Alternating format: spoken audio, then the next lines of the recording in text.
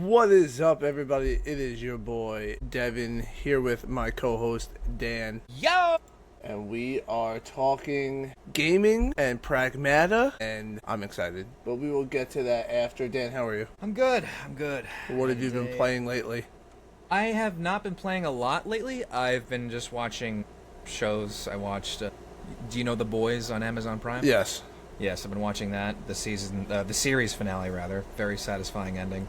And then I also started watching season 4 of Invincible. But besides that, the only game I'm playing currently is a game called Star Ocean Blue Sphere on Game Boy Color, which originally was a Japanese-only title, but then it got a proper fans translation and then put it on cartridge. So I'm going through that. It's a semi real-time JRPG. The synopsis so far being that you're this crew that crash landed on a planet, and you're just kind of navigating, collecting parts. There's this somewhat of a tether of like the Pikmin mentality of like get your shit together and get out of there. But it's a very complex stat building sort of game where you defeat enemies and you'll get skill points, but then that pool of skill points is shared between your party, so you have to decide what stats to increase for them, but then increasing certain areas of stats can unlock certain abilities that they can whether craft items or improve their healing or enchant weapons or armor, things like that. It's the permutations are. I was about to say, it seems very, very deep for a Game Boy Color game. Yes, it is. It was a very ambitious game. It came out right at the end of the Game Boy Color, or rather, right at the time Game Boy Advance came out. So, just I guess a good swan song. Yeah. Game Boy Color. End of the life cycle. Yeah, that's it so far. But I am planning to play the new 007 First Light. Okay. Yeah, I've heard so many great things about that game. Yeah. I was very surprised. Because going into it, you know, we've talked on our previous 2 podcasts about like IPs and how they're being handled and that type of stuff. So Sure. it sounds like that they're doing it justice, which is nice. It's also nice because I didn't realize how long it's been. It's been nearly 15 years since the last major 007 release of a game. Anyway. Yeah. So that's pretty cool. It's pretty neat. For me, I'm playing so many video games. Of course you are. So many different video games. Right. So between Mary and I'm playing Twilight Princess. What just came out on Nintendo Switch Online, I'm playing Donkey Kong 64. I'm going to be playing it with my brand new Sparkle. Oh, yes! Devin, dude. You're one of the cool kids now. Yep, and Mary and I are gonna do it for all the systems. So nice. I bought both of us one, so dude, I'm excited. That's a G move. So, Twilight Princess on the actual GameCube, Donkey Kong 64 on the Switch. Then I've already put 8 hours into our June game. Marathon is free to play. I've heard about it. I don't know much about it. For free this week. It's basically Bungie's version of an extraction shooter. So it's a live service game. Gotcha. It kind of plays a little bit like Helldivers and Arc Raiders with a little bit of like the Destiny shooting. Okay. So it's pretty good. I got to play it for like 5 hours. It's free to play all this week until I think the 9th. Don't quote me on that. It's definitely something that is a lot better with friends. So, being that I didn't have anyone that had it or that was playing it at the time, it was fun, but like you run into teams of 3 people and you're just like, well, shit out of luck. Womp. But I also don't know, because there is when you go into a map, you can load into either solo or trios. I don't know if that triggers if you'll face teams. I'm not sure. I haven't really read that much into it. Sure. But, I mean, I played for like 4 or 5 hours and put a good amount of progression in. So, I died a lot, got a lot of kills, so... Good impression so far? Yeah, it was a fun experience. I don't see it as a game that I would get lost into, but... I didn't give a crap about the story or what was going on. I just wanted to play the game. One of those. Yeah. All right. Obviously, I'm still playing the show. MLB The Show. And I did play a lot of Pragmata, and I played a lot of the endgame stuff, which we will get to. Very nice. Alright, but let's start it off with last month's question of the month. What is your Mount Rushmore of game series? Yeah. Well, So since you I can give me the what yours is, or and then what you think the vast majority of people's would be, or gaming sure. as a whole, because that's what I did. But I All also right. put a lot of thought into it.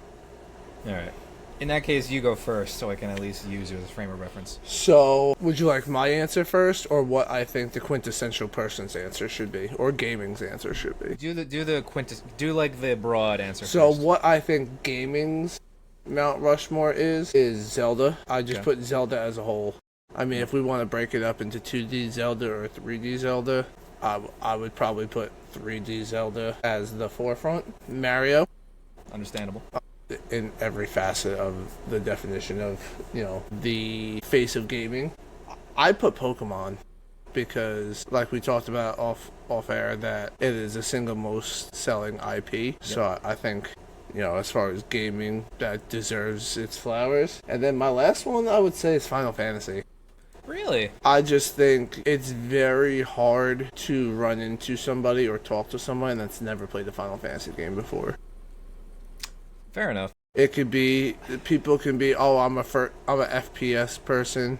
I only play battle royales. Yeah, well, I bet you've played some version of Final Fantasy, Gotcha. or the games that have come after it that were modeled after it. I get that. And with there being so many iterations of it, I think that it says a lot that there are numerous titles in that franchise that people throw up as top 5 games of all time, top 10 games of all time. So I think if you have that argument of Final Fantasy 7, Final Fantasy 10, Final Fantasy 6, and just the back and forth, some people, then you have 14, which is just online. I think it's 14 or 13. That's, the MMO. So I think it's got a little bit of everything, and the stories that it's told are some of the best stories, I think, in gaming.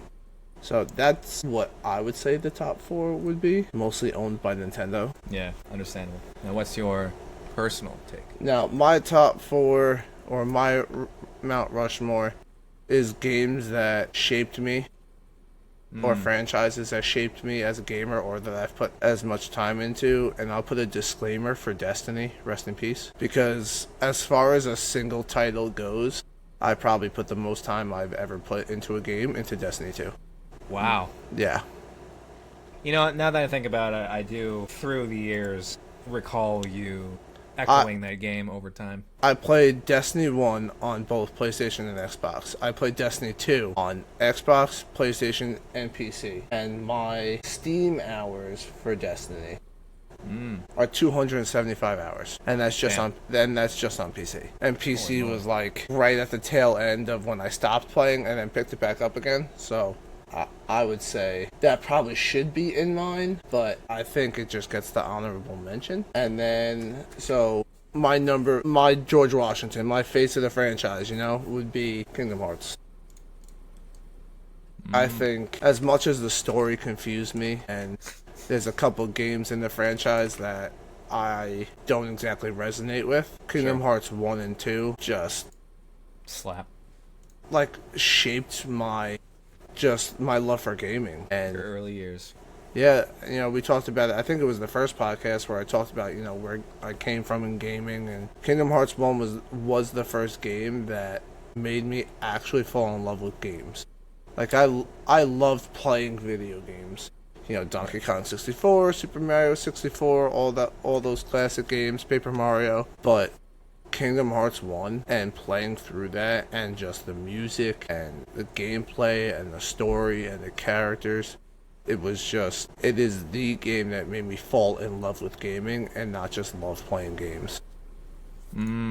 So I would say Kingdom Hearts. Mario, because I've played almost every Mario that's ever come out on any platform, almost, I'd say. So I mean, I feel like with that being the case, that would have to be on there. I said Pokemon because I have also, same thing, have pretty much played almost just about everything that's come out. And then I put Call of Duty for me because I haven't played it much in the past couple of years, but through my, teenage years and such, you build such friendships and, so much time connecting with friends, and just the amount of hours I spent on Black Ops 3, Black Ops 2, Modern Warfare 2. So I think that would belong on mine. I could probably talk myself out of COD and put in Destiny, but those would be my four.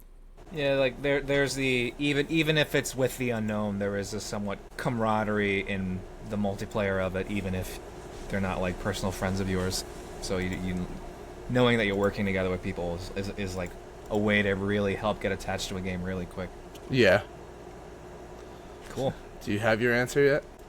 Well, so my personal choices, at least, it's pretty similar to yours. So it would be Mario, because, so for one, Mario was, reason being, I grew up with it. I had an NES back in the day. Super Mario Brothers was one of the first games I ever picked up as a kid, like 7-year-old. But besides that, through the years I've played most of the games, so that's I can credit that franchise for helping shape my taste in games, like on the platforming side of things. But also it is a franchise that is important to gaming overall, because after the fall of like Atari and ColecoVision and Mattel and all those other companies that kind of went under in like the oversaturated gaming market of the early 80s, Nintendo is what helped revive the gaming market, particularly with Super Mario Brothers, a game that's simple in design, approachable, anybody could pick it up and more or less get through it without any complications. So it was a good way for anybody who's not even familiar with gaming to just dip their toes and then feel like they're not overwhelmed. Pokemon, for both reasons as well, again, because one of my first forays into handheld gaming as well, with my original That's right, yeah. brick Game Boy. A game that, of course, by today's standards is, or rather, the earlier games are ones that have not aged well, but again, helped establish like a resonance with children and like the joy of discovery and collecting things and sharing and swapping and battling on the playground, where it was a healthy merger of social interaction but then indulgence in games. And then besides that, you had the shows and the toys and fast food toy deals and brands and all that spiel that helped supplement that throughout the years. Dude, I still remember begging my parents to go to McDonald's for like the gold. Yeah, they're like gold bars almost. Yeah. They look like dollar bills or all that stuff. Yeah. Besides that, let's see, what's the other one? Legend of Zelda as well, because again, it's another game that I was introduced to very early on. Even the old games, I would say, hold up well, because for what it's trying to do of being an intellectual property where the established premise is wandering around, discovering things, and kind of getting a sense of the world. Because there was a developer interview with Miyamoto where he was saying he got the idea for the concept of the game because he would be exploring caves in his backwoods of Japan when he was a child. So that was where he drew inspiration. So it's like the sort of almost childlike willingness to want to explore the world, like to chart the unknown. So that is something that will resonate with anybody who picks up those games, especially the earlier ones where you don't really have any guidance or not much of a map or the dialogue is cryptic or anything in between, but you can still fumble your way through, and then it feels incredibly satisfying when you get from A to B. But it is also a game shoulder to shoulder with Mario in terms of helping bring gaming back from the dead, in a sense, just being at the forefront of intellectual properties for really showing that you can elicit imagination in kids with games and not have it be too stifling otherwise. Mm-hmm. My fourth would be Probably Metroid, right? Yeah. Because Metroid, it was kind of like nowadays it's fallen in the weeds, but it is credited, like the genre is called Metroidvania. Right. Yeah. Being that they share their podium with Castlevania for that sort of genre of power-ups in sort of a maze-like fashion, and then using that to backtrack and get to where you want to go. But it took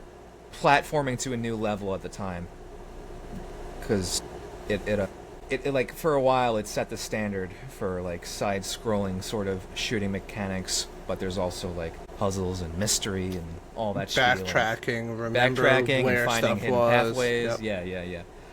Yeah. And also, yeah, I also grew up with those as a kid. Metroid Fusion, Metroid Prime, especially. Both of those games were very, very much established in my life. Yeah, Also making games... sure that you notice your surroundings and Yeah, all that remember, spiel. oh yeah, I'm gonna get an item to deal with this later, so I gotta remember this. Yeah, there's something exciting where you're like, oh, I'm gonna show them now that I got what I wanted.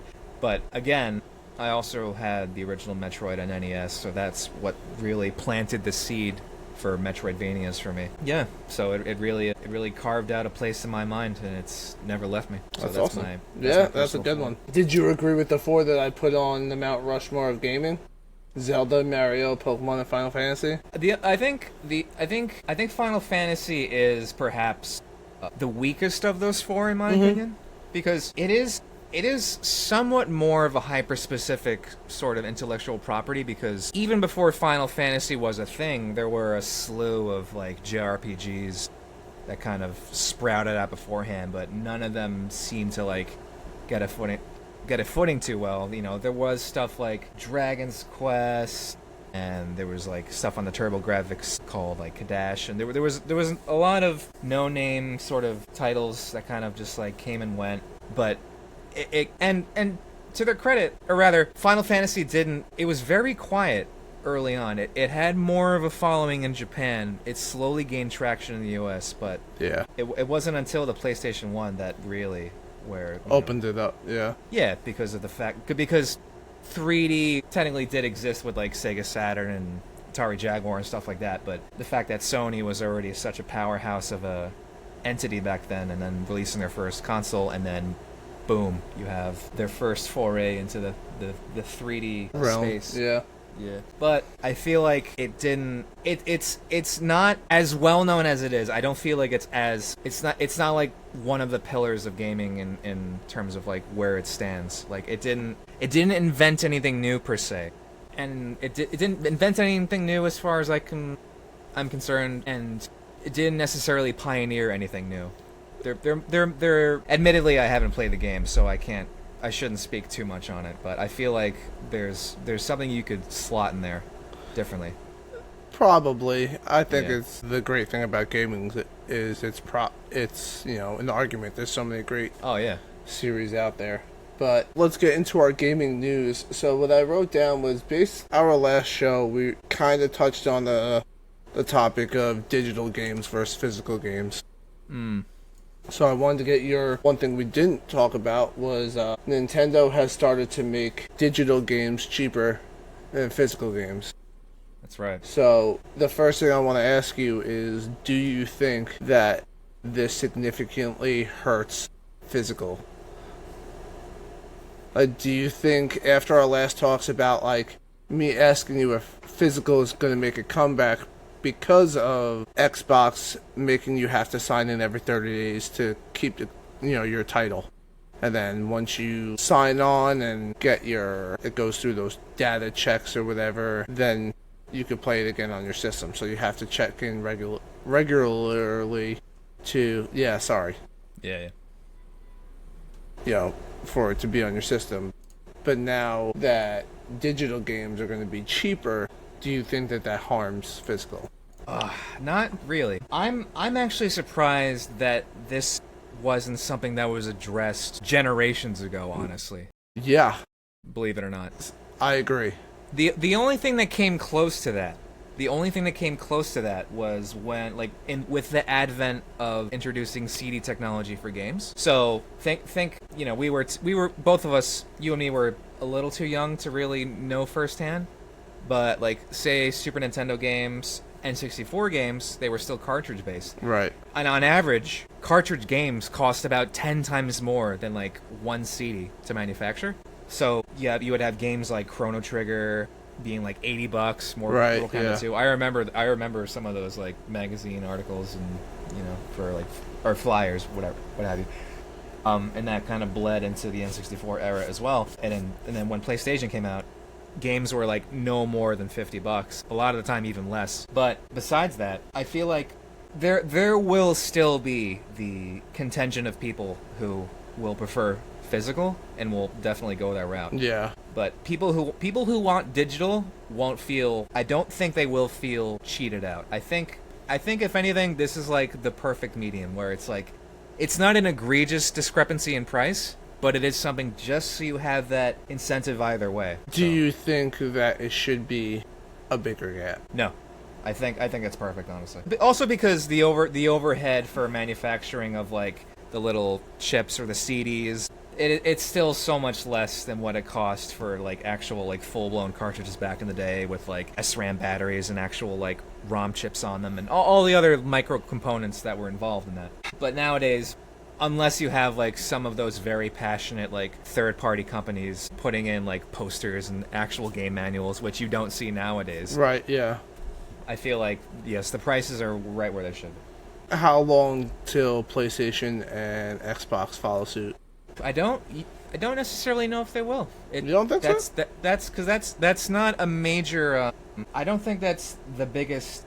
It's not the most substantial difference in price unless they feel like financially in their gaming departments that they're suffering enough that they need to just like have that new bell curve of like news attention to be like, guess what we're doing, and then follow suit in that regard. I feel like Nintendo only did it as sort of a countermeasure to like people complaining about like them being at the forefront of setting $80 at like the flagship AAA price. Yeah. Which thankfully I haven't seen. Outside the Mario Kart world was pretty much the only game I saw at $80. I think you're right.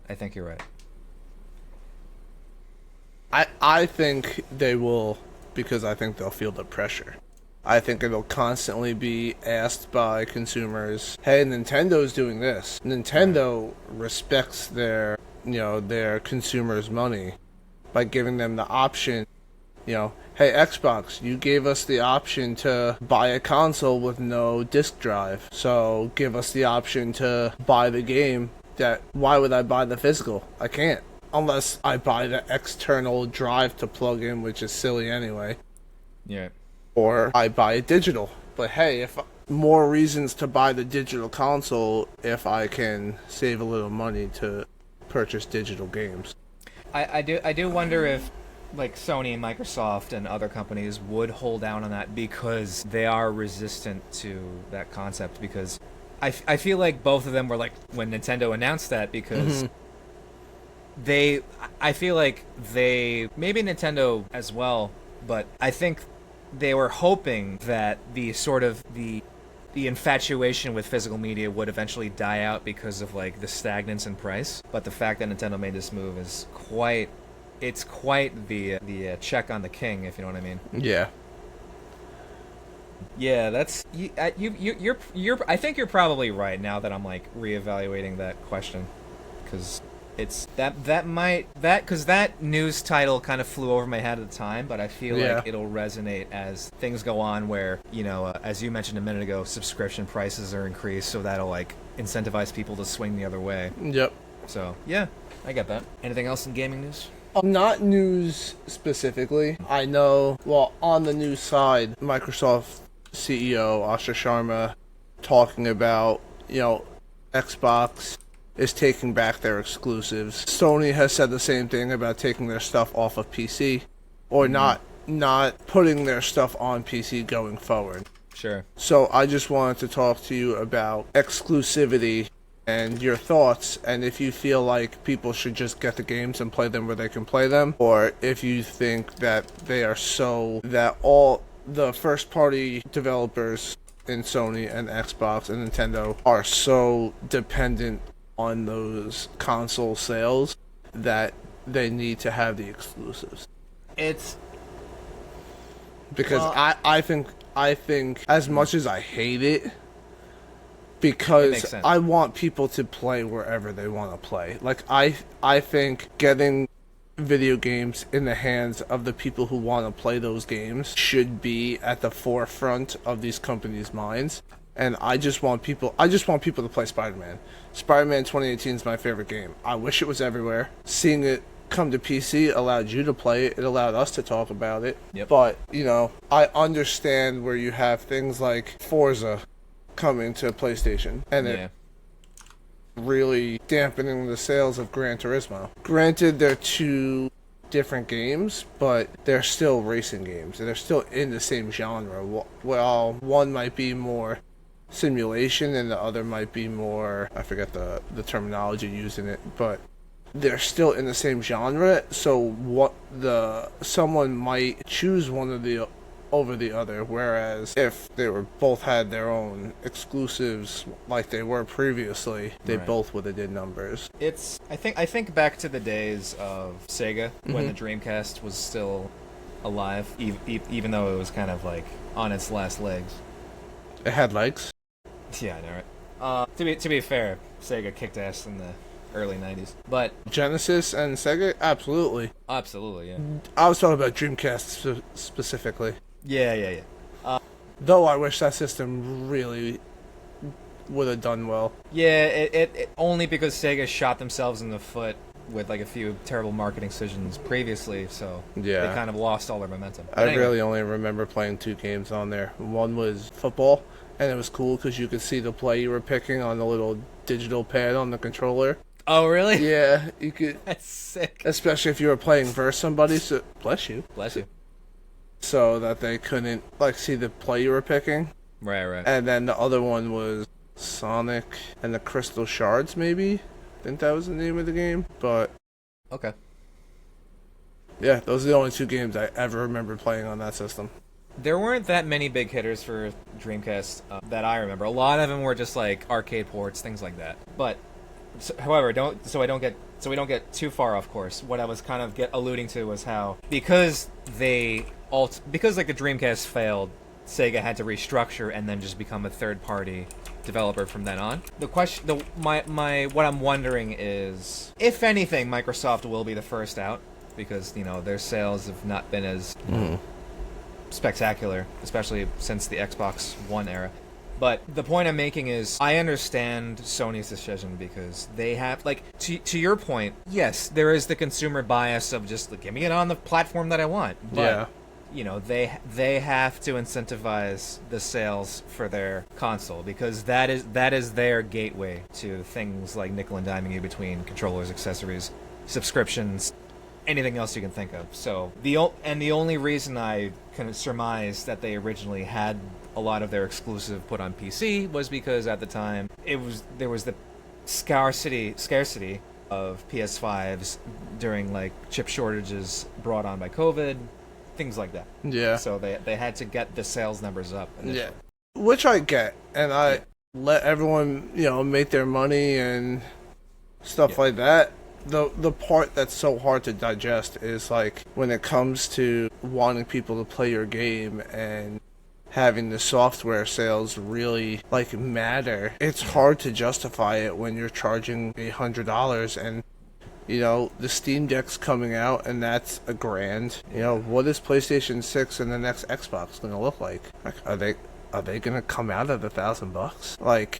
If that's the case, people, unless you're the hardcore fan of gaming, or you're in it for your job, or you're a streamer, or you have the necessity, or you're just a hardcore gamer, you're not going to get everything. You're going to pick one system you like, whether, maybe you'll dip your toe in a Switch and either an Xbox or a PlayStation, or maybe some people will just bow out and be like, you know what, I'd rather build my PC for $3,000 and then upgrade it here and there, and it'll last me 10 years. You have, these cycles of consoles that, they have their time in the sun and then you move on. You have all these outlets and news outlets and all these podcasters and all this saying that PS5 was a flop, as under Sony's expectations, because they had such a high set point for themselves that really they weren't going to meet it. And you hear a game gets released. What was the game that came out a couple months ago that came out, sold 200,000 copies or 20,000 copies, and they were like, it didn't do well for us. Which game was it? I don't know. Well, It was I like know. it was like a big title in the past couple months.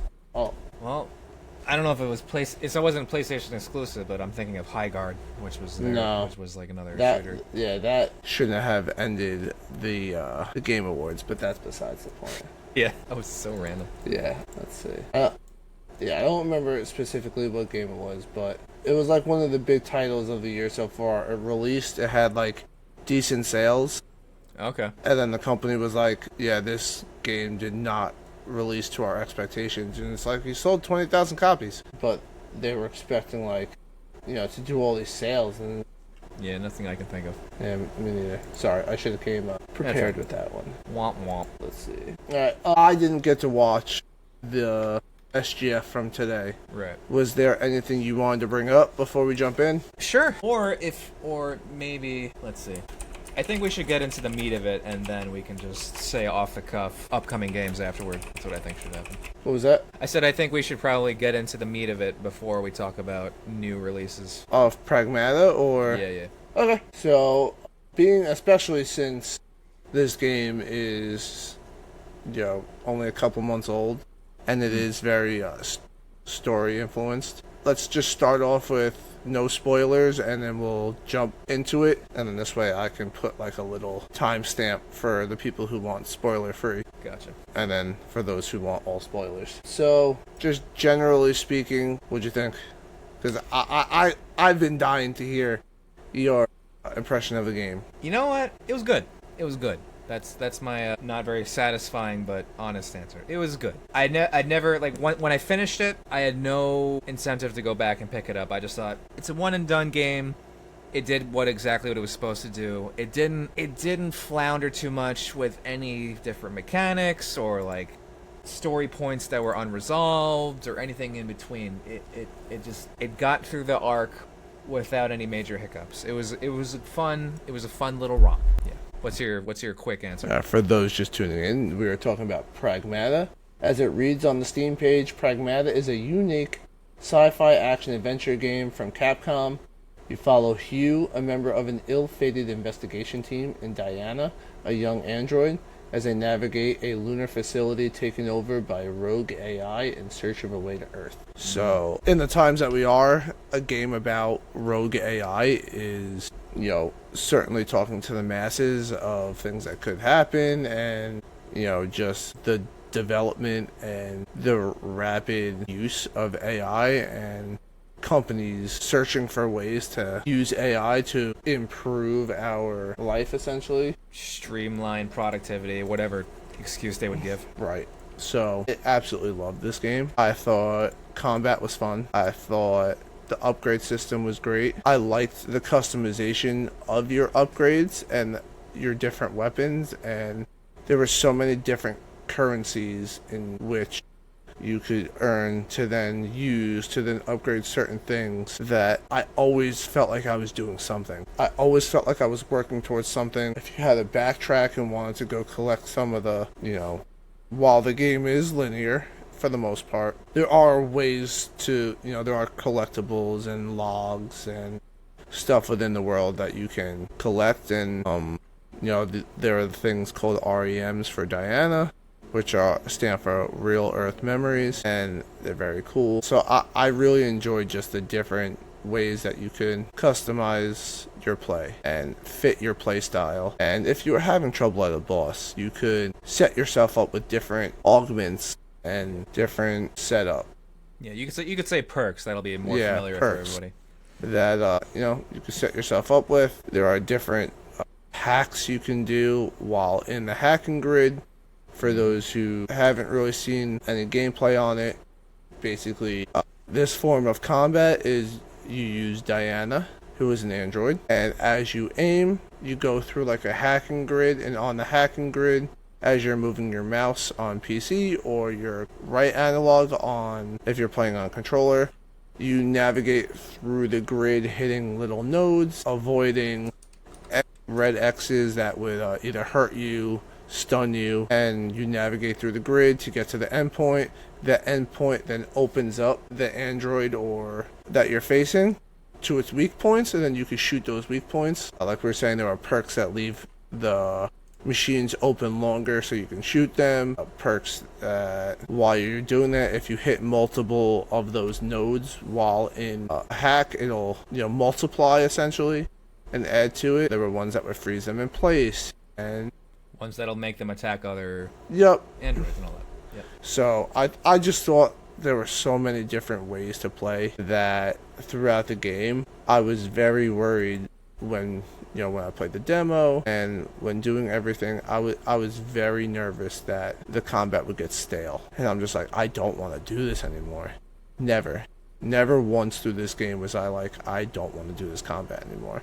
Yeah, some of the boss fights were annoying, but I liked how the boss fights had, like most boss fights in games, or each one about had a different mechanic or a different way to fight it. So I thought that was fun and creative. I kind of wish they would have implemented that a little bit more in the overworld, but I thought the enemy disparity was very good. I didn't feel like it was the same enemies I was facing every single time. I think there's 40 plus different enemy types ish. So yeah, I liked it a lot. Right. Trying to think of more spoiler free ways to really get into it. It's hard to dance around that, I know. Upgrade right, system. Let me give you my take. So yeah, please. I feel like, hang on, let me get. All right. So it is such a very nice premise. The sort of the duality of the gameplay between aiming and then navigating what is a sort of layman's way of presenting like a circuit board sort of thing or a hacking grid. It's such a healthy dynamic between the two. And yes, to your point, there is a very healthy amount of variety in how you can assess the enemy situation. You'll have like Hugh will get his hands on weapons that will do splash damage that will knock enemies down, and then from that point you'll have more time to hack enemies or plan yourself accordingly or heal, what have you. But what I really liked was the fact that your secondary weapons were all in a limited fashion until you get to either another sort of station checkpoint, or you find them as drops on the ground. I also had that fear that the combat would get stale over time. Mm-hmm. But that was the only way that could happen is if you decided to play in the exact same fashion over and over, because the game does a very reasonable job at encouraging like weapon and strategy variety without shoving it down your throat. So between like weapons that are either high precision or close range and like a very wide buckshot, or weapons that the longer you have it on the target, the more damage it does, or weapons that stun enemies for long periods of time, anything in between. But it wasn't mind-blowing, but I felt like the game did hit all the bullet points that it needed to. I think what resonates with a lot of people the most of the game is just the actual character dynamic more than anything. Like stepping aside from the gameplay for a second, the very healthy peaks and valleys of the games in terms of like lulls in combat, so you have the reprieves, and giving Diana the REM, so you're like, oh right, you kind of want to instill a sense of innocence and like the childlike spiel that you didn't inherently get, because in the story Hugh alludes to being an orphan very early on. So he's taking that encapsulation of what he wants and instilling it on her as the story goes along. So becoming a father figure as the game goes on. So and then that bleeds into the dialogue of the game as time goes on. When there's lulls in combat, there's plenty of healthy chatter and banter between the two, and it keeps the game lively, and it doesn't overstay its welcome in terms of how either of those dynamics play into each other. Like the game ends where it's supposed to, and then the story gives you just enough in terms of like either connecting the dots or just resonating with the limited amount of things that they said. It's very nice. I agree with most of what you said. Go on. I do not think the dynamic between Hugh and Diana was good. I thought it was terrible. Really? Yeah. I don't want to get too much into it until spoiler free or spoiler part, but I thought it was terrible. I thought Hugh's voice acting was horrendous. Really? Yeah, I felt like there was so much stuff where, yes, with the REMs, that part was awesome. When it was cued dialogue and direct, yes. Heartwarming, definitely paternal, like, relationship, definitely. But in the actual game while you're doing stuff, it was terrible. Really? Yeah, like, You know what? There were moments where like the voice actor's performance felt a little stilted, but I didn't think by any reasonable measure that it sucked me out of the experience or felt inconsistent enough. like Diana would be like, "Hey Hugh, what does grass feel like?" He'd be like, "Feel soft." Yeah, Go on. sick man. Yeah, right. Do tell. Yeah. Well, I think the idea is because the fact that he's not a father, that sometimes he'll actually like stumble through it and like how much he'll want to try and instill knowledge in her for the fact that she is an artificial intelligence that has to try and have a data bank of knowledge to refer to. So it might be either his awkwardness or finding a way to like have a smarmy approach to it. So it could go either way. That's why I really threw them rope with that one. Yeah. You played on PC, right? Mouse and keyboard? Okay. Yeah. You had no hiccups? I had no issues whatsoever, except in my case, it's kind of irrelevant, but I was using one of the side buttons that was the default for initiating the hack, at least navigating through the grid, but like it's a very faulty button I have. So it would not engage all the time, and so I'd be like, check. But anyway, I use Q. That might have been the better choice. I think I have Q for healing, and that was the default. But I used Alt. I made it Alt. Hmm. Just so that my thumb could hit that instead of hitting the spacebar. Fair enough. Yeah, just because I don't play much mouse and keyboard, so for me, it was much easier to have, my finger on Q while still being able to maneuver with, my middle finger on WASD. Okay. But I also played on PC mouse and keyboard, and I had two potentially game-altering glitches, both resulting from the same thing. So I actually, for those who don't know and follow the podcast for a while, you will find out I am terrible when it comes to technological stuff. The advanced. If it's basic or just slightly over basic, I can do it and do it quite well. But anything that's advanced, I call Dan. So yeah. I went online and I was like, what is this problem that I keep having, that the game keeps freezing? And it was... Yeah, you never told me. So it was a ray tracing thing.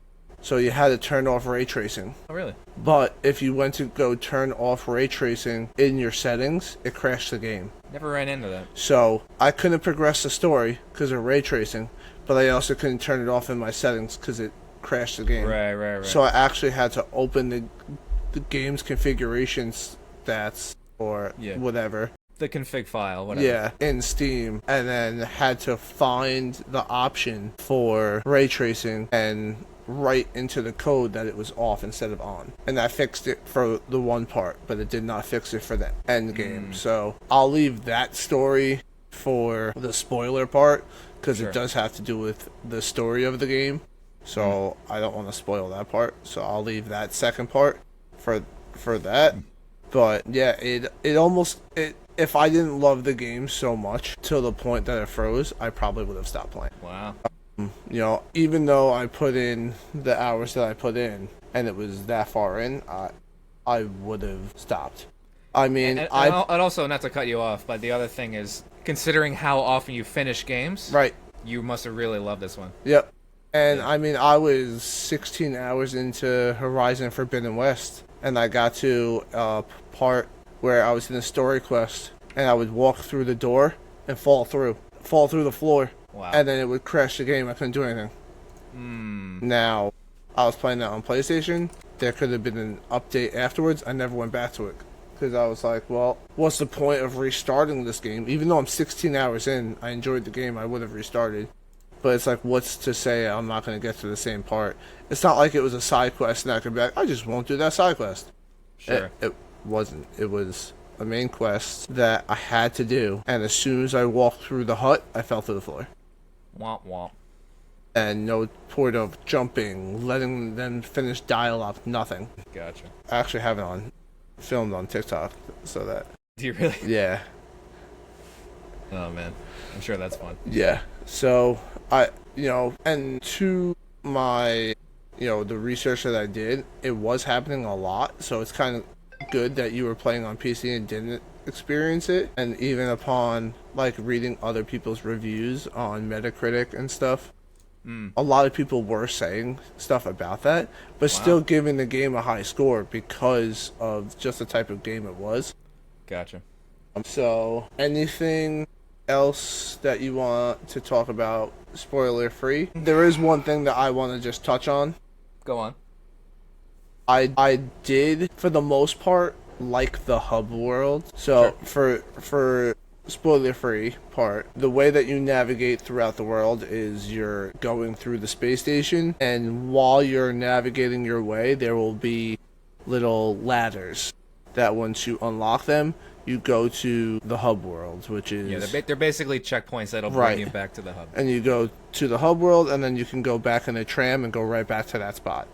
So, in the hub world is where you upgrade your health, Diana, your weapon. You can upgrade hacks, abilities, your weapons, your utilities. There's a VR challenge system where you can complete challenges that will unlock upgrades, bot data. More currency. Yup, currency. One of which being, I always want to call them Kupo coins, but they're not. They're coins for... The bingo game. Yeah, which you then, check off boxes on a bingo card, and those then give you things, whether it be data about some of the enemy bots that you're facing and ways to take them out, or where their weaknesses are and stuff like that. So, or they're more perk accessories to change the behavior of your combat, things like that. Yep. Okay. But wait, you were saying... What were you saying? Why were you saying you mostly liked it? So... I didn't like when you died, that you would just appear back at the hub world. Yeah, it was almost like, That I think I know what you're gonna say. It's like it is like the most video game-esque betrayal of the narrative of the game, where it's like, oh, I died, now let me just restart, and then Diane will actually acknowledge that in a sense. It's like, how do we do this kind of thing? I think we should regroup. Yeah, no. That's something the game doesn't really clear up, but I'm like, whatever. I'm sure they tried to figure out a different way to... And when you die, you have the opportunity to either restart, which puts you back in the hub world. Or change the difficulty. Correct. Yeah. And I don't know if you change the difficulty down, if you can change it back up. I don't know how that works. I'm not sure. I never really experienced with that. I pretty much just beat the game on normal. Yep. But, okay. Unless you have anything else to say, we will head over to the meat and potatoes. Do it. All right. What did you think of the story? It was good. It was good. It was expected. The game. Did you like?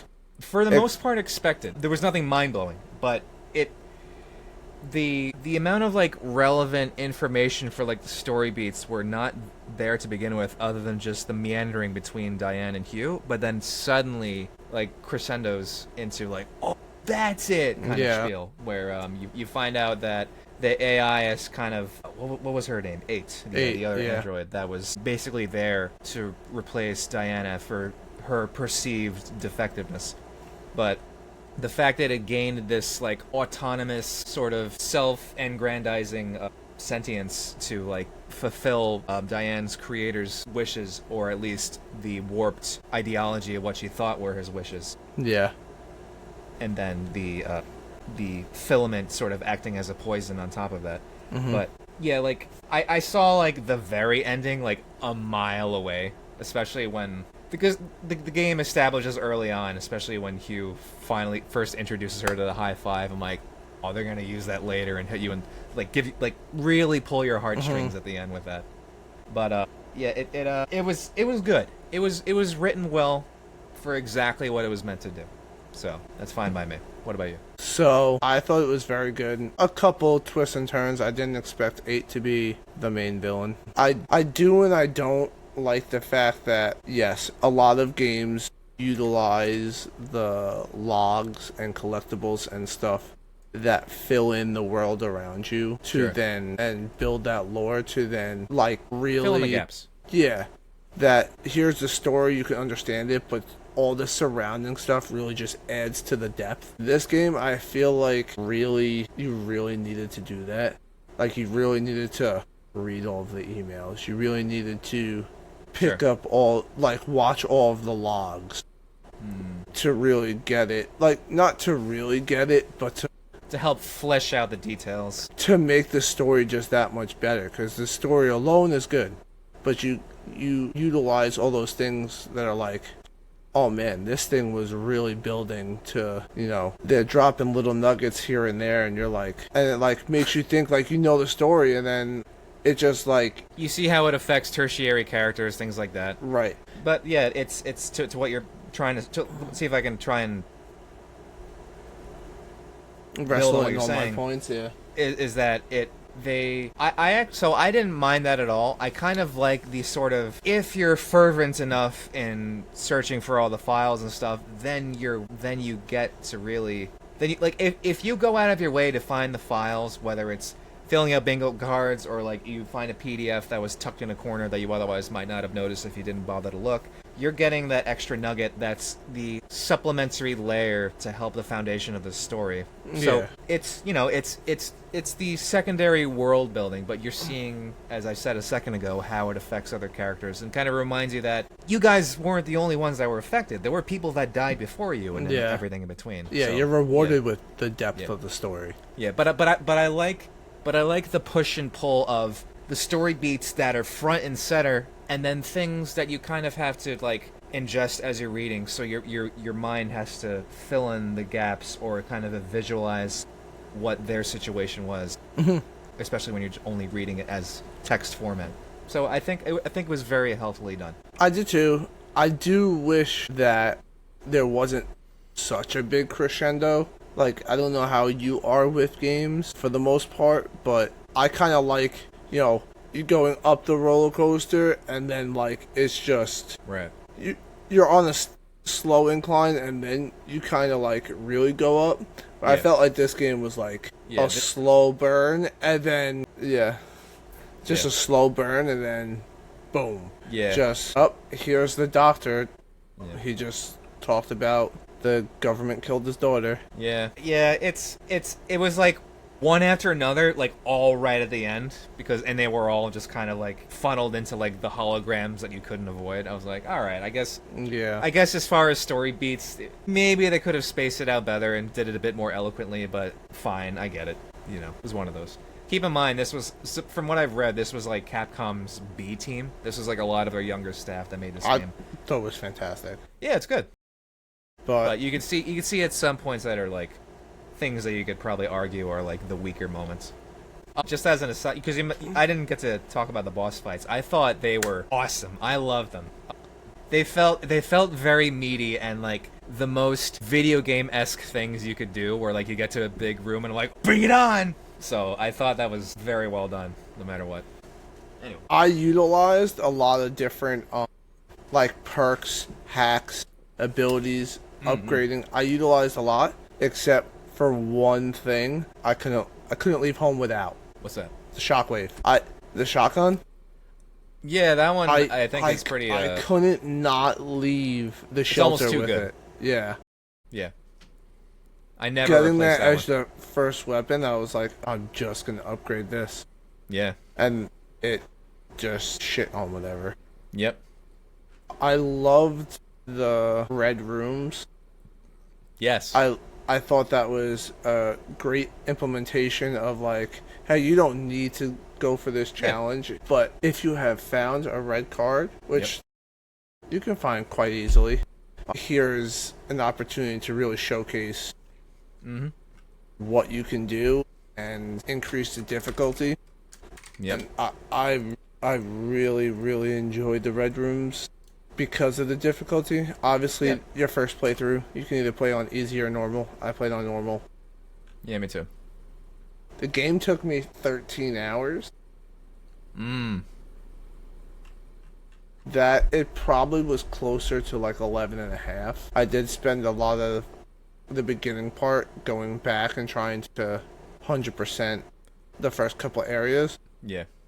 And then finally, like, realizing I really can't do that until I get something that can, some ability that gets rid of these Yeah. obstacles. I am glad the game wasn't so egregious with that, where there were like, there was only maybe 2 or 3 times I ran into moments like, oh, there's these stalagmites in the ground or the crystal whatever, so I got to come back for that. It was pretty like cut and dry, obvious of like, okay. There was some in every area. It just was like for maybe 1 or 2 collectibles. I was like, yeah. I'm glad it wasn't so overdone that I'm like, oh my god, every time I want to like blah blah blah, I have to wait and get something when I advance the story, blah blah blah.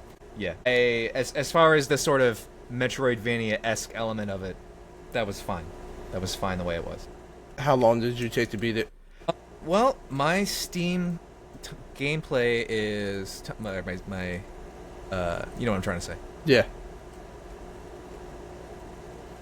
19.5 hours. Yeah, I took my time. I would like kind of walk in and like absorb the environment as much as I could, and like I would backtrack and like farm more enemies and things like that. Yeah, so as of right now, I believe I'm over 22 hours. I'm at 18.2. Okay. So I like the post game. I don't know if you've played any of it. It's just more of the same. So you get access to a harder difficulty. You get access to New Game Plus. And you also get like a new mode where you get thrown into right before you go and fight the final boss. You go into the shelter. The shelter says, oh, hey, there's a trespasser. Go find out what it is. You go, you find out it's another big board of the guy. I forgot what his name is. The big screen. There's just a bigger version, and there's like 8 rooms. And each room you go into, it's basically a challenge room. You complete the challenge room, and you move on. But being that you didn't play the end game, so while you're going through the game itself, I noticed it like towards the end of the game, like right before I was like, oh, this is going to be the end boss fight. I realized that I was still missing like some weapons and hacks and stuff, and I pretty much completed almost everything right before that. Maybe there was a couple bingo spots left. I did most of the VR challenges and all that stuff, and I was like, there's no way that those last 4 or 5 things is the difference between me unlocking all these weapons. So it turns out there are weapons that you only get after you beat the game. Oh, okay. Same thing with there's a couple hacks, a couple perks.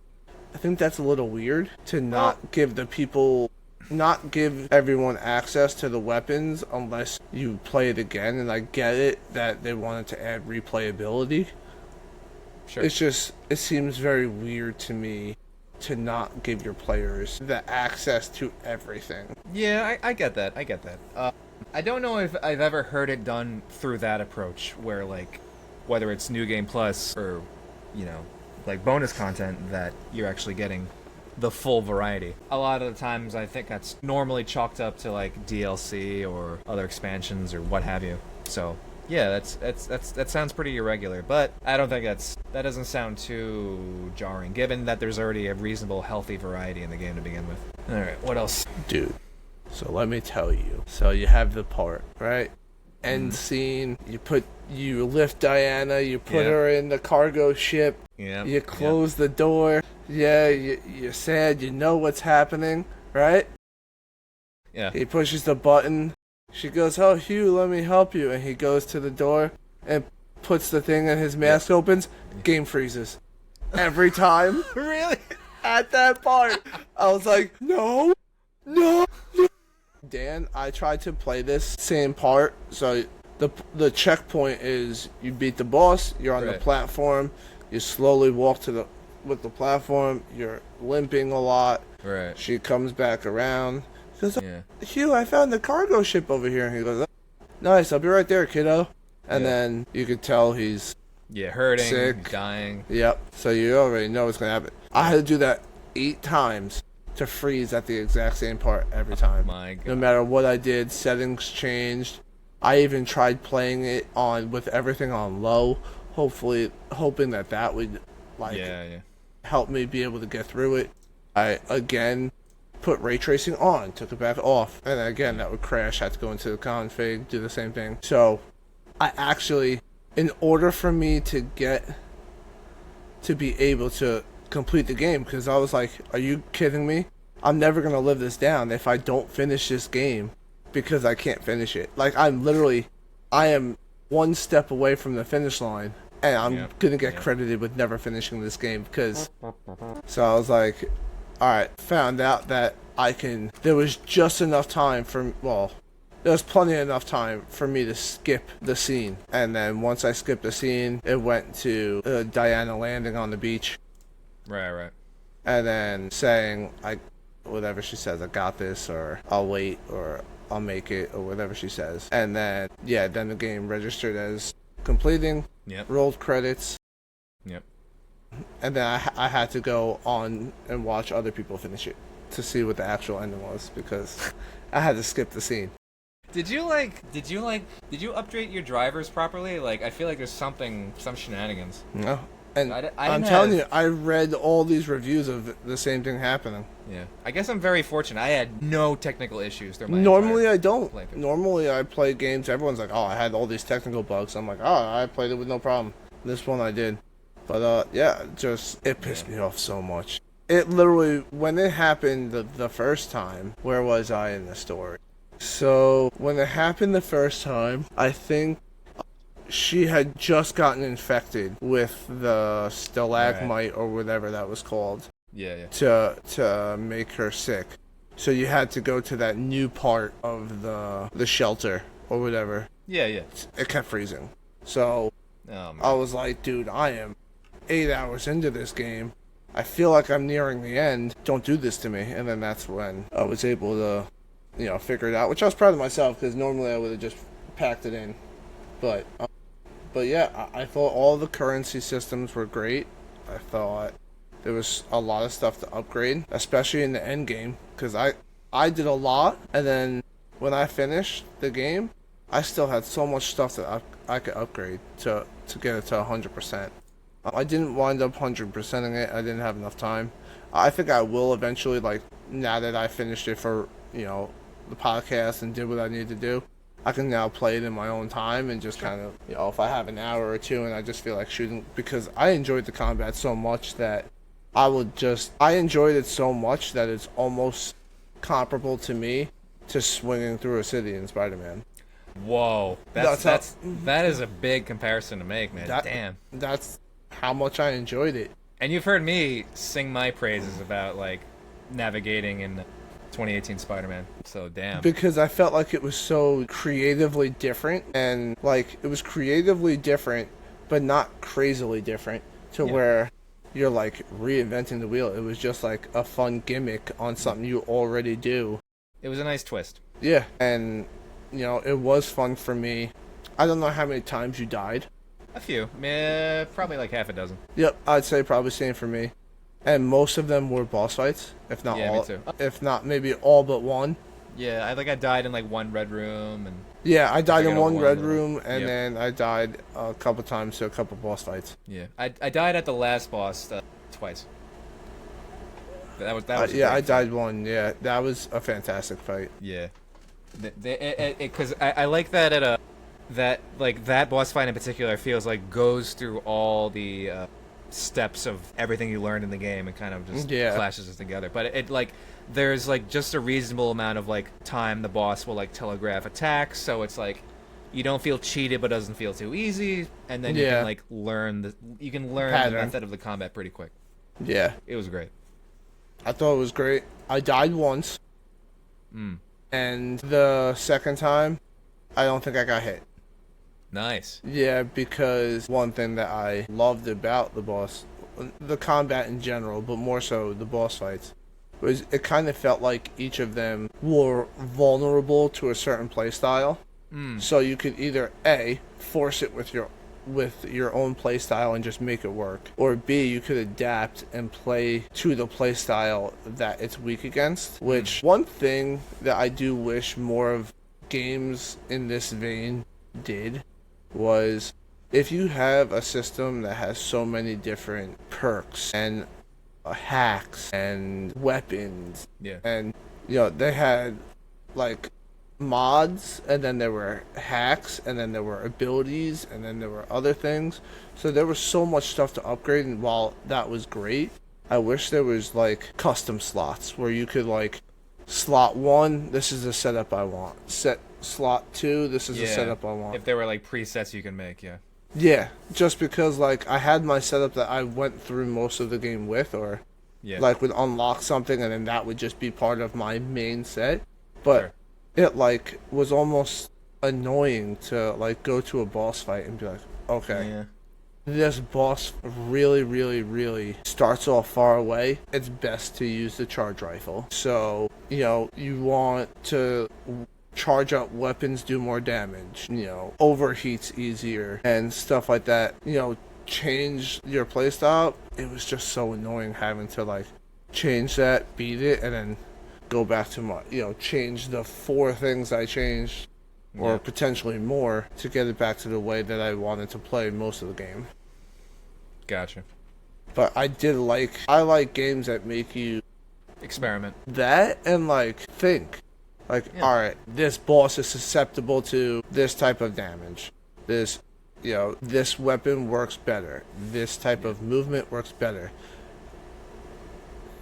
Like, okay, it's not a boss that I'm dealing with a lot of excess enemies. It's just one-on-one with the boss.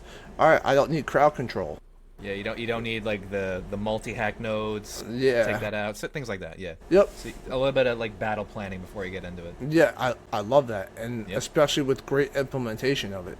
Like, it's not just thrown in there. It was like carefully thought out. So I thought that was great. I just wish games, as far as accessibility wise, would just implement like custom slots. And it doesn't have to be a lot, just like 2. I would have been happy with 2. One is my main, and then the other one that I could alter and to what I needed to be at the time.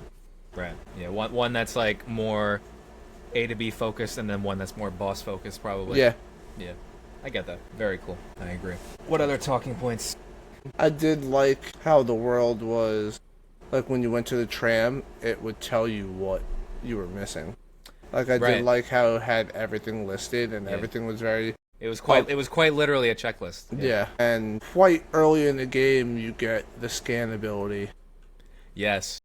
And then I got that one pretty quick. Yeah, and then you can unlock the ability to all your customizable items or all the things you find in the world on the scan, and it was like beautiful. But it was kind of diarrhea on the screen at some points if you did it like too early getting into an area before you collected stuff, because it would just be like, it shows you everything that's in like almost the whole map, essentially. So so what I noticed is the behavior of it is it only shows the items in your field of view HUD when you do the scan, only for the area that you're in, even if it does look overwhelming. And then as soon as you like step through the doorway of the next zone, those actually disappear. But there were just a couple of moments where I was like, it's showing me it's that far away, but am I going down? Am I going around? Like, there was a couple of moments like that, but it didn't. Thankfully, it was few and far between. So, but anyway, pretty solid. I liked how they took the base enemy in the beginning of the game and kind of added something to them in the latter part of the game to kind of make them a little bit more difficult for you and add a little bit more of a challenge with enemy. There was like the red humanoid ones that would like really stagger and then like get up on your face and slash you, things like that. Yeah. God. Well, I was talking about like the base enemies that would get infected with the filament. Yeah, and then you'd have to use Diana's blast and all that. Yep, cleanse it. Yep, just really cool. I wish that was introduced a little earlier on in the story, because I felt like that only kind of took its place in like the last 1/5 of the game. I feel like you use it a lot in the challenge rooms. I don't know how much you did on the VR challenges. I did like 80-90% of the challenges. Oh wow, okay. Yeah. But in the post game, it is very prevalent. Okay. Gotcha. Let's see. I talked about all of the things I enjoyed about the game. The cons was that, it would freeze from time to time. Yeah. And I think Hugh's character was so generic. All the time in the shelter with Diana and REMs was fantastic. I thought it was well done, very heartwarming stuff. Watching her play with the toys and being by a campfire and going on a slide or being pushed on the swing. Yeah. All that.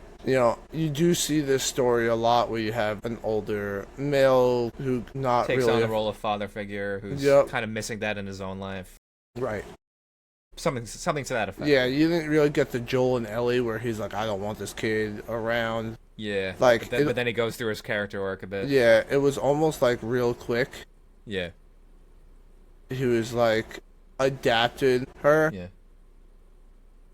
I did think, it's also kind of weird that he has just a perfect a perfect little perch on his back for a child android to stand on. Yeah, I thought that was a little silly.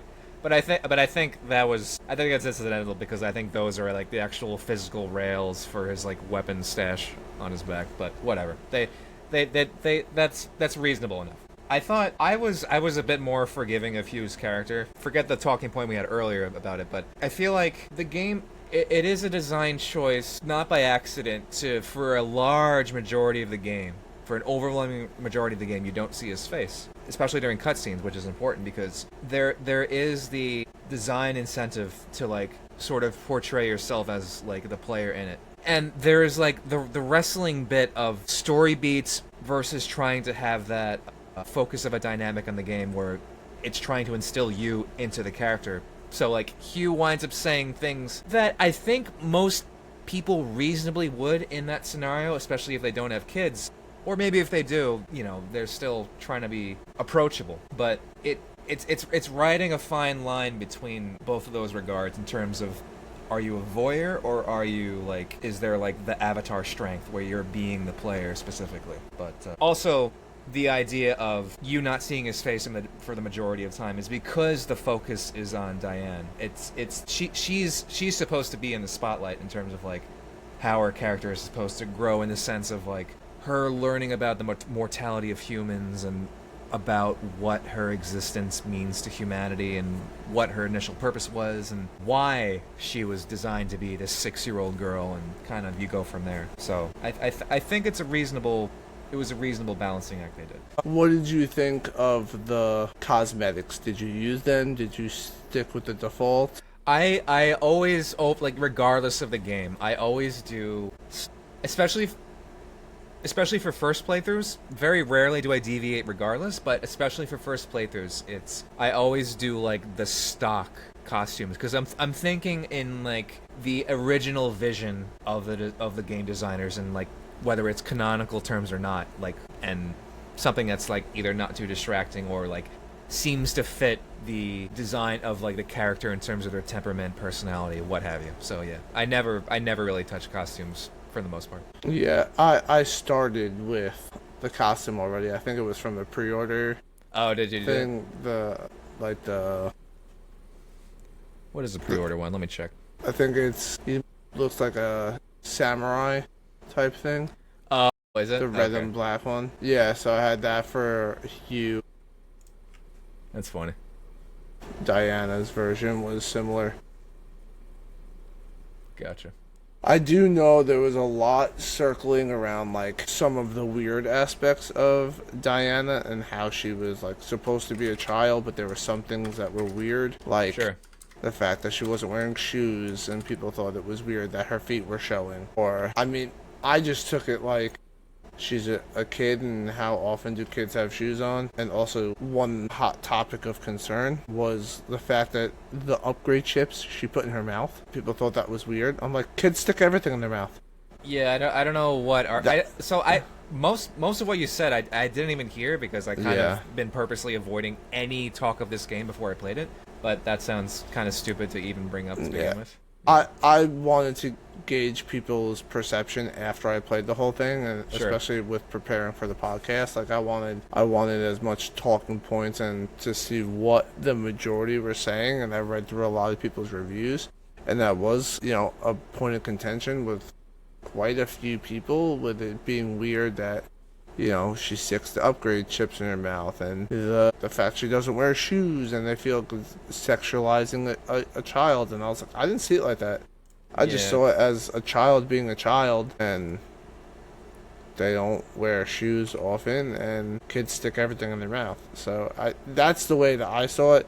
Maybe it's Sure. just me being naive, or No, I mean, what have you, I but think that is like what that's what I a normal felt like person would perceive. Yeah. their vision was. Yeah. They actually also explain in the game why she's barefoot, if you remember. Oh yeah, because she feels with her feet or something. No, she actually the idea is like whether it's the conduction of the terrain that she's on that it actually like charges her battery more or less. Whatever. I I missed was that like, sure, part. why not? Yeah. Alright, you ready But to also, sorry, just to on that thought still. You could also say it's sort of, as far as imagery goes, it also plays into the idea of, because like as far as classes in society, you can associate being barefoot with whether it's homelessness or abandonment or your social status to begin with. So it's like she's kind of this wandering lost child. So that like it goes hand in hand. But I anyway, feel that. yeah. What were you gonna say, or continue with? Just with the just a finalization of the story, and Sure. that the doctor's vision was to help his child, his sick child, after losing his wife from, I'm assuming it's the same disease. I don't think it was ever specified, or I just might have missed it.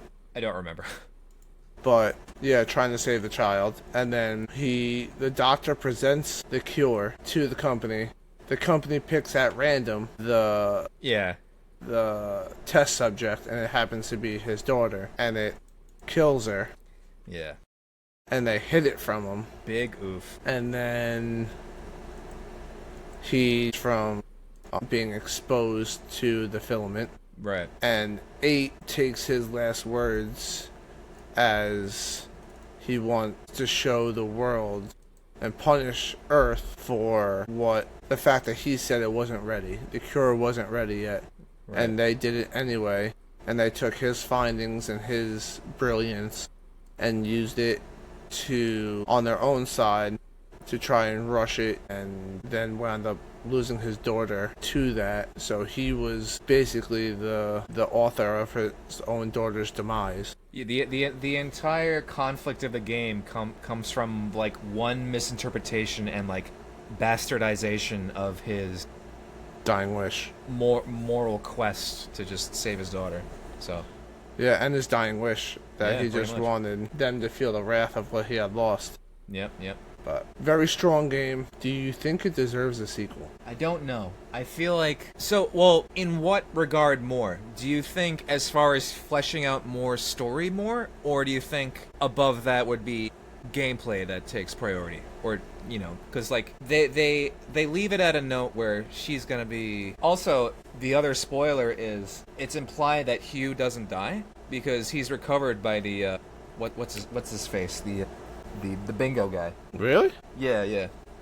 He says something to the effect of, "Oh wow, you were drifting around for a while." That's paraphrasing, obviously, but yeah. When you finish the, I only know it because I watched the post game content like right at the end. They allude to that after the credits. Like if you finish that and then fight the final boss, it's like just one little nugget of he's still alive. But that, to be fair, that can be interpreted any different way. But I feel like that's the one thing they were honing on. Although, because there's no one else they could be implying about. But I feel like more story-wise than anything, it could deserve a sequel. But I feel like this will be a standalone game. I hope so. I Yeah. want it to be standalone. I don't want a sequel. As much as I would love more gameplay, Sure. I think a I don't know how much more they could do. right, without it being weird, like Yeah. Diana's or feeling on redundant. Earth. Yeah. unless you say something like something else was on the cargo ship that landed on Earth with her, so therefore that the filament, it made its way to Earth. Hmm. If you're saying that, okay, I kind of buy it. I can see it. It would Yeah. be kind of weird without Hugh, but I get it. I think as a standalone story, I think it's awesome. I as much as I would miss the combat because, like I said, I enjoyed it that much. Yeah, it was good. Yeah, I just sometimes I hate when something does so well because I'm just assuming that they're gonna bleed it dry. Yeah, that's the other thing, where the curse is too much success. Yeah. So, yeah, I really hope that Capcom understands what they have, and I really, really, really trust Capcom nowadays. Because they really haven't missed in a bit. You know, Resident Evil 9, you sang its praises. We'll visit that game. Well, I'll visit that game in October, and Sure. we'll have that podcast in November. Very cool. And then you have this, and you have Onimusha, however you pronounce that game. Oh yeah. And then you have Mega Man coming next, so... Or Mega Man came out already. No, there is a new one they announced, I think, earlier this year.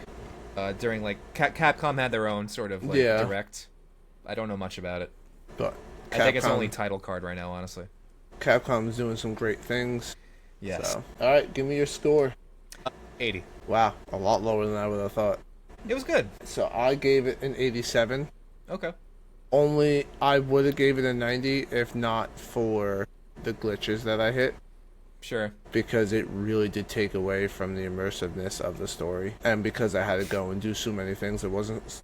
If it would have just been I just turned off ray tracing and was able to push my way across, alright, Yeah. fine. But being that I had to research and go through and change, like, actual code so that the game would run, Yeah. yeah, it pissed me off. Maybe that wouldn't have happened on a console, so maybe that's the crutch of PC, but yeah, so I would give it an 87. You gave it an 80. Metacritic for PS5, as far as the critics go, was an 85. Xbox was an 87. PC was an 88. And Switch was an 88. I heard it played really, really well on Switch, which kudos to Nintendo, because Yeah. I've heard that some really big third-party games have played quite well on the Switch too, which surprises me, but It's more powerful than you realize. yeah, Like if the battery's only gonna last like 2+ hours at most, it better frickin' like kill games. and then the user scores on PS5 was an 88, Probably higher. on Xbox was a 90, on PC was an 88, and on Switch was an 89. Mm-hmm. So really, like, delivering across the board. Yeah, consistent across the board. Mm-hmm. Very cool. Yeah, so we have our next two games decided, and Dan and I had talked, and we thought it was smart to give the next 2 months at a time for the games that we were planning, so that this way it gives you guys, the consumers, more time to either get your hands on a certain game, since some of the games that we will be playing are older, or if you wanted to, skip June's game and play July's because you're not interested in June, then it just gives you more time, because we all know that, life is busy for most and they can't designate a lot of time to gaming. So the more time you guys get, because that's the whole point of this podcast, is to talk games that we love playing and, just get together as a community, play a game and talk about it. So we thought it would be best to plan out 2 months in advance, and then we didn't want to set a roadmap for the year, because sometimes things will pop up where,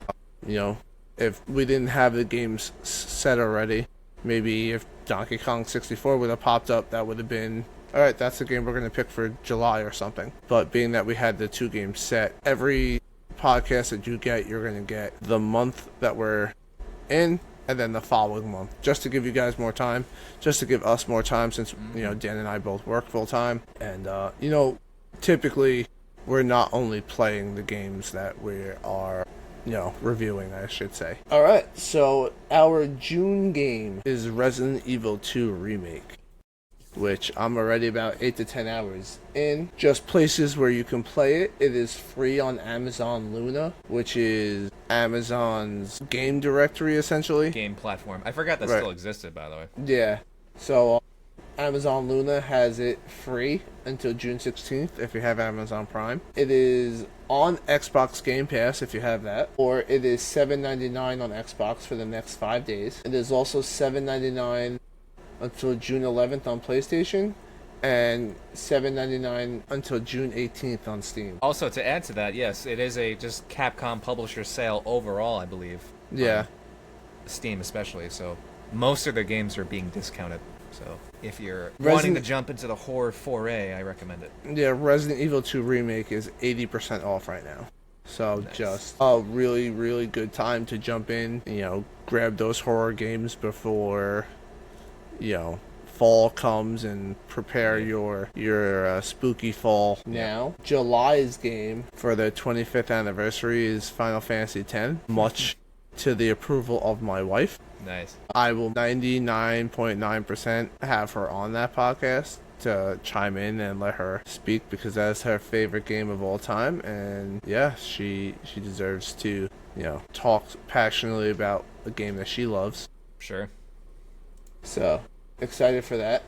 As of right now, it is $29.99 on Steam. It is $9.99 on PlayStation, and it is $19.99 on Xbox. So just gives you guys time to, if you're looking to grab it. There are so many different places that you could find it. You could probably find some cheaper copies on eBay or Amazon maybe, just because it is for so many different platforms. That is specifically the Final Fantasy X and X-2 Remastered Edition are those prices. But this game came out originally on PS2, so yeah. I did buy it 60% off, so hopefully anybody waiting in the wings, keep an eye on that, and it might go down again. This was back in January I got it, so that'll happen again soon, I imagine. Cool beans. And then, so those are our next two games, which, Dan and I have a document where we post games that we both want to potentially look at. And then we go from there, and being that this was, Dan's wanted me to play the Resident Evil 2 remake for a bit. And I felt that, he's played it recent enough to where it's still in his memory. I have no problem playing it since I had time. It's a relatively shorter game, so able to jump in. And then being that Final Fantasy X is a bit of a longer game, it still gives me that month plus to play that. Sure. Yeah, so looking forward to that. Excited. You guys are more than welcome to go on to our Twitch page. Well, my Twitch page right now. You can go on to our Twitter at the Podcast Network Twitter. The Instagram, you can write in there. You can email us at, let me pull it up really quick, at lockedinpodcastnetwork@gmail.com is where you can email in your questions, your thoughts, your answers to the question of the month, which is, if you could revive any video game series, what would it be? And Dan, you got a month to think on it. Yeah, I'll try not to screw up this time. But thanks everyone for hanging out to the live stream. We will get this up on Spotify and on YouTube as soon as possible. Typically, I get it up by Monday to start the week. Yep, and we're live the first Friday of every month to discuss. Write in with your game suggestions, your answers to the podcast, your questions, comments, concerns on Resident Evil 2 Remake. Yes, Dan? Before we go, did you want to address anything regarding Summer Games Fests or anything upcoming that you're anticipating, even outside of that? I didn't really see anything. All right. If you from want, Summer Games Fest, give me the rundown.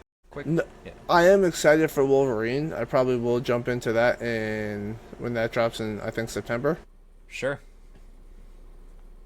From the PlayStation one that I saw, it's really the only game that I was interested in. Okay. That and the new God of War, but right. Everything in the middle of that, I was like, this is not for me. Fair enough. All right, so I'll try and speed through it. But so the Summer Game Fest happened earlier today. It was probably around 5 p.m. out Eastern Standard Time, I believe. It started going on. So right off the bat, they announced the remake for Resident Evil Code Veronica, which was originally it came out on the Dreamcast originally, and then was ported to, I believe, GameCube and PS2, and maybe some other platforms down the road. But it takes the game, at least the original game, is you play as Claire Redfield, who is one of the dual protagonists in Resident Evil 2, and you're kind of off on this island trying to find your brother Chris, who was the protagonist in the first game, and then a couple of subsequent installments after that. I'm very excited about that, given Capcom's reputation, and hopefully, assuming that they don't hand it off to some Bumble Magoo secondhand studio, it'll be a fantastic experience. And then they announced a sequel, or rather, either sequel or some sort of spiritual successor to Cuphead from Studio MDHR, which did the first game. And apparently they're also headlining sort of 8-bit side-scroller platformer shooter as well, in the same vein, but like sort of like proper like NES format. So I'm excited about that. And then they announced, let's see, what's next? Alien Isolation 2. Did you play the first one? Rented it from GameFly, never finished it. Oh wow, way back in the day. Yeah. Are they still around? They're still around. I don't know how prevalent they are. Yeah, I know they do a lot of game sales. I don't know. Sure. Yeah, let's see, what is it right now for? So one rental at a time is about $20 a month. For 2 rentals, it's $28. Yeah. Sorry, and that was for basic. For the elite version, which allows you to get like early sales and to get early access, or get first access to new releases, that's $35 a month for 2. Okay. Yeah. Well, I imagine it has its place. Yeah. The one game that I did see that I wanted to talk, that I was very happy with, was the rumored game finally got, I guess, clarity that it is being developed. So it is the Teenage Mutant Ninja Turtle Last Ronin. Yeah. I didn't see what the art style was. I don't know if it's more of that cartoony art style or more of like a grittier. Yeah. So they did like a sort of title card teaser again during the Summer Games Fest. It looks somewhere in between. Mm-hmm. It's not fun and vibrant. It is a bit more like the I just didn't want it to look like this most recent like cartoon style that like the Nickelodeon show has. It looks like the early 2000s Nickelodeon one, which was still kind of gritty. Yeah. That's what I was hoping for. Yeah. As I wasn't expecting like the Unreal Engine 5 crazy like stuff. The Uncanny Valley realistic looking one. No. Yeah. Thankfully not. Yeah, wasn't expecting like, I was hoping not for like the Megan Fox Ninja Turtles, you know what I mean? Yeah, right. I forgot about that. But I love that story and I beat this like a dead horse, which is, I love when people take an IP that you know and they tell their reimagining of a story. Sure. I love just watching people's creative, vision.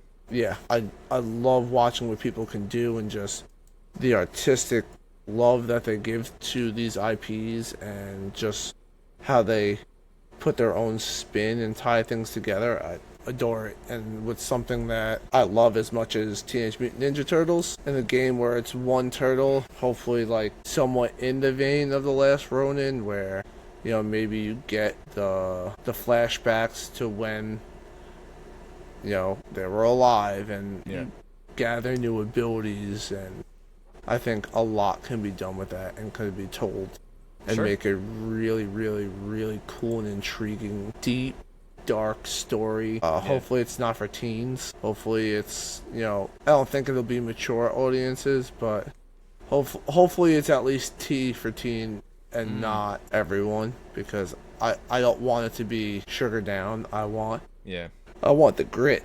That's what I want. I get that. There's the whole like trying to appeal to everyone and then wind up appealing to nobody. That could happen, but I imagine you're there. You have some faith. But all right, what else? Real quick, let's see if we can skim through this. Oh, but we got off track a second. Yes. So, did you remember liking Alien Isolation for the time that you played it? I thought it was alright. Yeah. So I did play it a while back, like 7 or 8 years ago. Really good premise, good good entrenching in the atmosphere of particularly the first Alien movie. Very like Sigourney Weaver esque. Well, it's a lot of, as the title implies, there's isolation. You're largely by yourself. The game is mostly hiding from the enemy, which is an interesting take on it. However, the game it overstayed its welcome by an alarmingly high amount. It's a 30-hour experience that should be probably half of that. It's so redundant. But it did every other aspect of the game in such a phenomenal fashion, between the aesthetics, the sound effects, the sound design, visuals.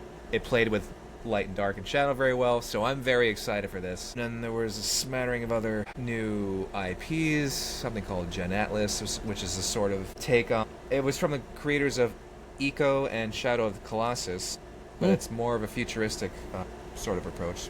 Very sci-fi shooter-esque. Kind of, apparently kaijus are in it. It's pretty nice. Assassin's Creed Black Flag Resynced. They showed more gameplay of. I didn't play the original, but everybody has Very some good praises of it. It's my favorite Assassin's Creed. Okay, yeah. I want to see faring adventure, like a realistic looking Wind Waker, perhaps. Mm-hmm. And yeah, Last Ronin they just mentioned. More spiel with Fortnite. Control Resonant, which is, I don't know if it's a standalone or... No, it's a continuation of Control. It's like a proper, somewhat sequel. Okay. Yeah. Gotcha. Have you played Alan Wake or Alan Wake 2? I played the first Alan Wake way back in the day. Love that game. Still got to play Alan Wake 2. It's fantastic. Yeah, have you played it completely? Okay, all right. I'll put it on the list eventually. Star Wars Galactic Racer, which from the gameplay that they showed was pretty much like it looked identical to like Star Wars. I think it was called Pod Racer on the N64, for example. Yeah. Yeah. Just looks like Jet Moto in space. Yeah, but it's done up in proper tech. So it's gonna look fantastic. Let's see. Lords of the Fallen, Star Wars Zero Company. I'm not sure about that. They announced... Have you played The Wolf Among Us? No. Okay. So that was a... Telltale game, right? Yeah, another narrative-driven choice. Yep. I've heard a lot about it. I've heard it was one of like the better Telltale experiences. Yes, I would say of the overabundance of games that they did, that one was like a gem in the rough. And the sequel was announced what feels like forever ago, maybe like 5 or 6 years ago, but it's they're finally back on track, so I'm excited for that. I didn't even know that they were still making that. I thought that was just in development hell. Yeah. Yeah. I mean, did you enjoy all the Telltale games, or is that not really your playstyle? I only played a few of them. I played all the mainline Walking Dead games that they did. I thought they were fantastic. I didn't play Season 3. I played Season 1 and 2. Actually, oddly enough, Season 3 I enjoyed more than the average person. So, because you don't play as Clementine. She's actually she's a major secondary character in the story. You play as this guy who's a no-name, like Javier, and it's basically told from his point of view. But it's there is a surprisingly high amount of branching results depending on your actions of characters dying or living, and there's actually a smattering of fates of the characters at the end, where some of the Telltale games fall under the scrutiny of it dividing out in terms of a perceived narrative branching, but then eventually funneling back in. Yeah. But to this game's credit, it does a decent job of like fanning that out. So I recommend you do that one of these days. Let's see. Final Fantasy VII Revelation. So the third, part 3, basically. Have you played the others? Yeah. So I beat part 1, and I got lost in part 2 and didn't finish it. I heard part 2 get some criticism for just either doing a little too much or some things drag on a little too long. Way too much. That game did way too much. I mean, I don't want to be quoted wrong on the amount of minigames, but I want to say there was like something like 70 plus minigames, and you had to play all of them at least once. Whoa. For the story. Yeah. Don't quote me on that. I believe that to be true. I do know also I put 25 hours into that game without leaving the second area. Okay. Yeah, I was not far in the game at all. And I had put 25 hours in. And like I felt like I was accomplishing things. I wasn't just like, oh, I want to look for this one material and do the Yeah. same activity over and over and over again. Not a lot of meandering, thankfully. Yeah. So Okay. Alright, so that's the full recap, at least of Summer Games Fest. Or at least what's the there? highlights. Yeah. Is there anything that you want to see from the Nintendo Direct on Tuesday? Oh, that's a good question. Oh yes, when is that? The 9th or something? Tuesday. Yeah. Okay, that's an odd day to pick. I feel like I want to see, or maybe I don't.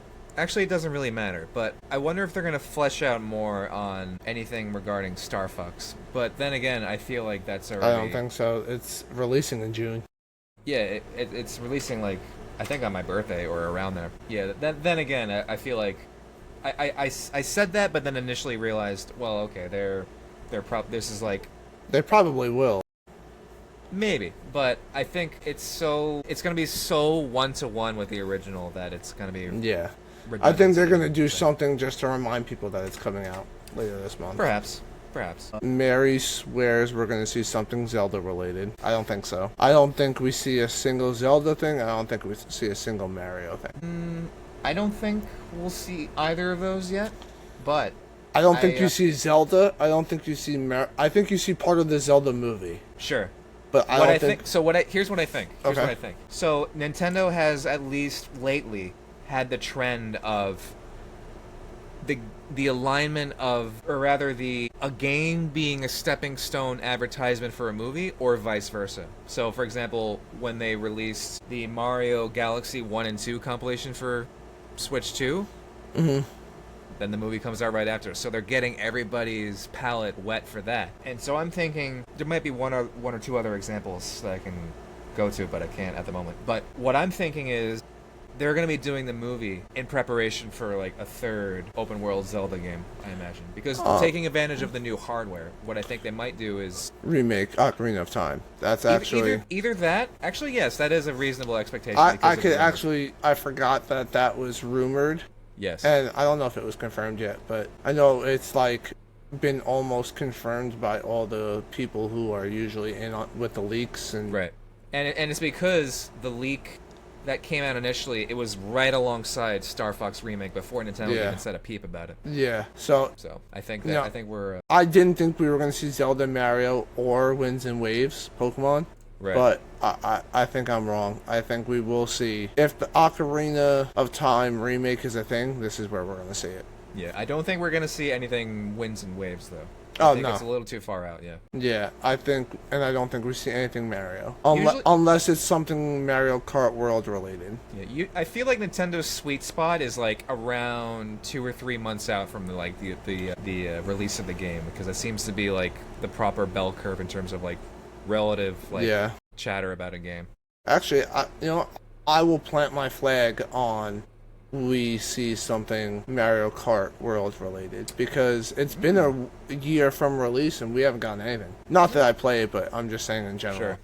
And that game, I've heard mixed things as time has I gone wasn't on. a fan. But again, I'm not really a fan of Mario Kart to begin with, so. Fair enough. I liked the idea of having one big open world that you can like go from race to race with. I thought that was fun, but I thought the implementation of all the activities in the open world were Lacking. boring. Yeah, but actually, since you mentioned it, I think it is more likely that they will talk about, if they do Zelda, yes, it will be more of the Ocarina of Time remake. However, I do think it is still somewhere down the road of it being a trilogy for these open world Zelda games, and I would imagine they're going to do more with underwater. That's my take. That'll be given the increased hardware capability of the Switch 2. So we'll see how that goes. I don't think we get another Zelda with the open world. Like, Really? I don't think we get another anything after Tears of the Kingdom. I don't think we get another one of those yet, because they have said that they were going to go more towards the like traditional side of Zelda, where it's like temple based and more linear, while still utilizing the open world capabilities, but staying a little bit more linear. Sure. So I think we get one of those. Maybe that just goes to them remaking Ocarina or Yeah. a reimagining or remaking Twilight Princess or re-releasing it. But I know as soon as I beat Twilight Princess, they're gonna put it on the Switch Online. That's fair. But What are you? So assuming assuming the Ocarina of Time remake does come to fruition, what are you wanting the most out of it? Whether it's something in your design philosophy or what? I just want the same game, just prettier. Do you really? Yeah. I know what has been rumored is it's the open world plus added on content and some other like aesthetics. But I don't want that. I don't need that. I just need. I mean, I don't even need a remake. I think the game is pretty and aged well as it is. But For the most part, the I think the one of the biggest complaints people would have, as minute as it might seem, is like the camera, for example, that Yeah. being hardwired to 4 directional buttons. But I've mentioned this off camera, but I feel like if they can keep the story intact, then they can kind of like have at it with the game, because you can take the design philosophy and open world elements of the previous Zelda, of Tears of the Kingdom and Breath of the Wild, and you can still flesh it out to have it be the proper exploration and joy of discovery that Ocarina of Time kind of elicited back then. So I am wondering that approach, assuming they use the same engine. yeah, I'm excited. I love video games. Yes, sir. But All right. all right. Thank we you covered all it. for hanging out. That does it for Dan and I today in episode 3 of the Retro Gaming Podcast. You guys can follow us on Twitter at LockedInPods, on Instagram under the same name, and you can email in your answer to the question of the month, which was if you could revive any video game series, what would it be? And write in your thoughts, your comments, your concerns on June's game, which is Resident Evil 2 Remake. Give us your score, your pros, your cons, and we will talk about it next month. Dan, it's been a pleasure. Always. Later, my Peace boy. out, Cub Scout.